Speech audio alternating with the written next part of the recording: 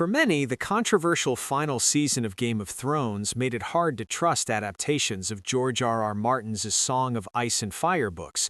After the show ran out of written material to adapt from, it quickly took a sharp turn in terms of quality and ended with what many consider to be one of the worst series finales to date.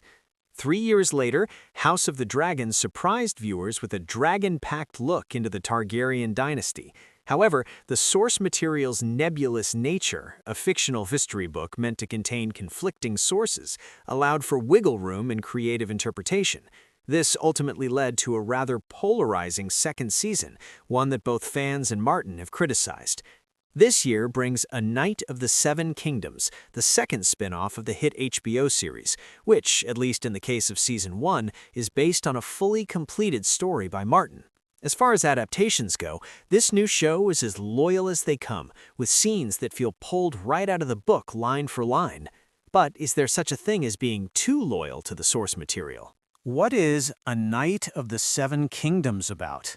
Based on the first novel of Martin's Dunk and Egg novellas, The Hedge Knight, A Knight of the Seven Kingdoms introduces us to Sir Duncan the Tall, aka Dunk, a hedge knight.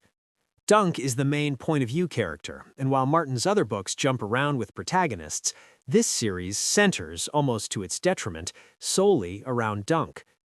At the beginning of the series, Dunk is seen burying Sir Arlen of Pennytree, Dunk's mentor and, in everything but name, his adoptive father. Newly minted by Sir Arlen himself, Dunk embodies everything a knight should be: honorable, chivalrous, and brave. Sure, he doesn't have armor or even a belt to keep his sword strapped to his side, but this is Westeros, and we've seen many Kingsguards in the past who are no more than hired thugs in white armor. After traveling to the town of Ashford for a local tourney, Dunk crosses paths with a precocious young boy named Egg, whom he takes as a squire, just as Arlen did with him when he was younger. From there, Dunk and Egg meet a whole host of characters, from Targaryen princes to lords from great houses to simple small folk working the event. As Dunk struggles to enter the tourney, he comes into contact with the realm's most important people and makes a name for himself in the process. A Knight of the Seven Kingdoms adapts the Hedge Knight to the letter. For those who are firm book loyalists, A Knight of the Seven Kingdoms might be the perfect series. You get what you ask for. The book is translated directly to the screen. The Hedge Knight isn't just a roadmap for A Knight of the Seven Kingdoms. It is the book in TV form. Dunk and many of the other characters often say exactly what's written on the page, verbatim. However, there's a reason why adaptations are meant to modify or update the original story rather than be an exact duplicate. This is where A Knight of the Seven Kingdoms fails as a true creative adaptation. It does so little to make itself stand out from the novella, and what it does change doesn't improve the story. The Hedge Knight isn't what you might expect from the verbose Martin, who is known for his tome-like novels. With a total of about 60 pages, The Hedge Knight is short and sweet, something you could easily read on a rainy afternoon. Knowing that, one might question if there is enough in this book for a 6-part series. The answer is no. Season 1 consists largely of episodes that come in at around 30 minutes each, with the premiere being the only exception at 42. The upside of giving the series 6 episodes rather than a 2-hour movie means that the show can recreate all the little details found in Martin's novels, but if there was ever a book to expand on, it would be these novellas. Although Dunk is endearing in an aw-shucks farm boy kind of way, he is undoubtedly the least interesting character in this first season. He's surrounded by colorful knights, like Lionel Baratheon, a boisterous antler-wearing lord nicknamed the Laughing Storm, to a whole bevy of Targaryen princes, including the legendary Baelor Breakspear Targaryen and Aerion Brightflame Targaryen. Hell, even Dunk's late master, Sir Arlen of Pennytree, is more interesting than he is. With Season 1 totaling less than 3.5 hours, it's hard not to feel, at the end of it all, like we've been a bit short-changed by only following Dunk. A Knight of the Seven Kingdoms centers on the wrong character. Westeros history has made it clear that Dunk is the one to watch, but the reality is that he's not the most interesting character at the center of this story. Without spoiling a 25-year-old book, Egg plays a crucial role not only in Dunk's tale, but he's also connected to the majority of the cast and even has ties to the original Game of Thrones. Ansel perfectly embodies the smart-mouthed kid who doesn't seem to be afraid of anyone, talking back to Dunk and doing whatever he wants. He's one of the best characters to watch on screen and demonstrates a surprising range for a young actor. While Claffey is a good Dunk, there's not a lot for him to work with. He's very much the archetype of an ideal knight, which makes him a solid character on paper, but kind of a boring subject to follow.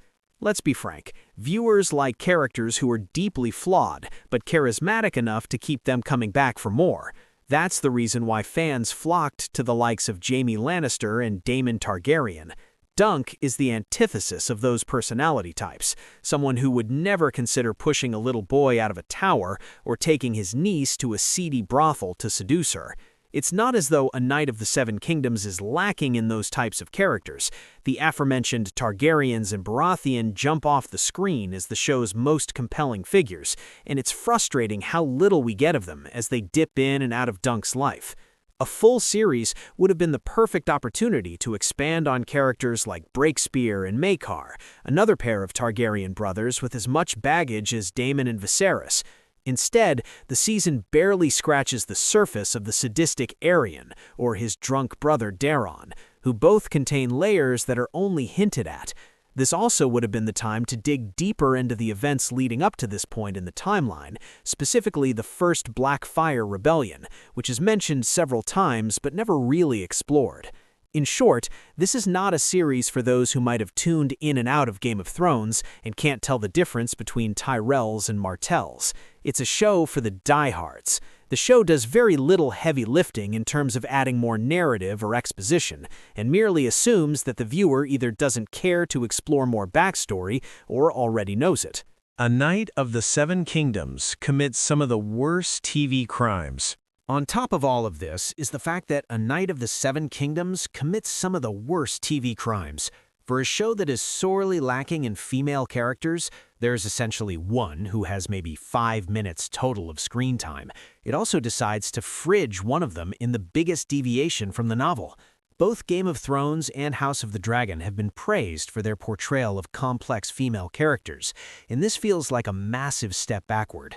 It's not like women don't exist at the tourney, even if all the knights are men, and this is one of those moments where the show proves it's not reaching deep enough as an adaptation. The other sin that A Knight of the Seven Kingdoms commits is one that all fans of this franchise are familiar with.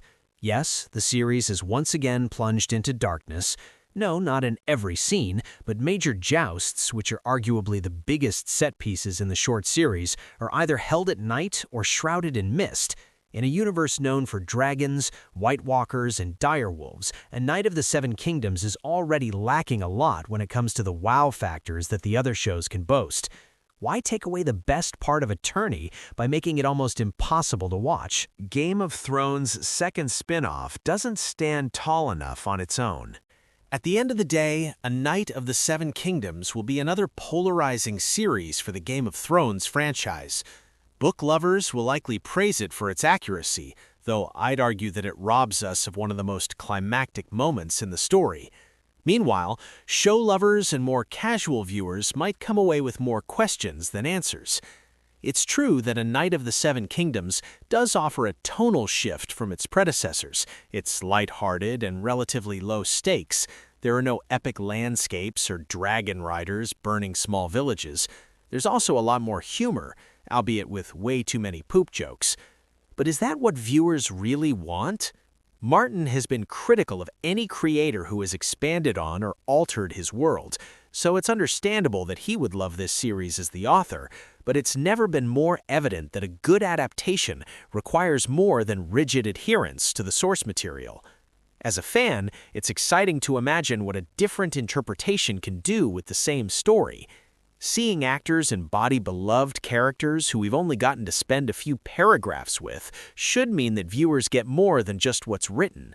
In this adaptation, it's the actors' performances that make the show, specifically Ansel, Ings, and Carvel. If the show had stretched out its story to give it room to breathe, other actors likely would shine as well. Beyond that, there's not much to write home about.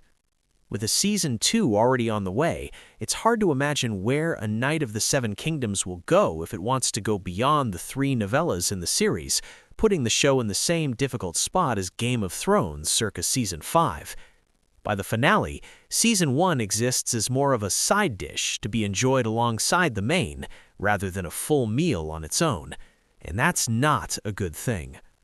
A Knight of the Seven Kingdoms premieres January 18 on HBO.